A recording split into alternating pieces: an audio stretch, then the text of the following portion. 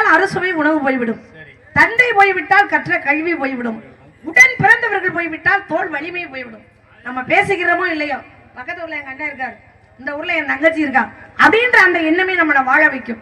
இல்லை அப்படிங்கிற பொழுது ஒரு கை உடஞ்ச மாதிரி ஆயிருமா இல்லையா? அப்ப உடன் பிறந்தவர்கள் போய்விட்டால் தோல் வலிமை போய்விடும். ஆனா சம்சாரம் போயிட்டான்னா சகலமோ என்ன போகும்? சகலமோ.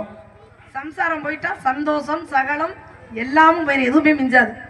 மனைவி இல்லாத ஒரு ஆண்மகனுடைய நிலைமையை அவரவர் இடத்துல இருந்து யோசிக்கும் பொழுதுதான் இந்த மனைவி என்பவள் யாரு மிகப்பெரிய மாபெரும் சக்தி அப்படிங்கிறத நாம உணர முடியும். பொண்டாட்டி மட்டும் இல்லைன்னு வைங்க, வீதியில ஓடுற நாய் கூட நம்மளை மதிக்காது. அதுதான் உண்மை.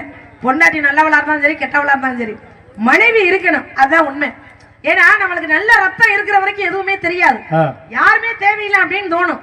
ஆனா முடியாத காலத்துல படுத்துட்டோம்னு வைங்களேன், அந்த நேரத்துல அக்கறையோ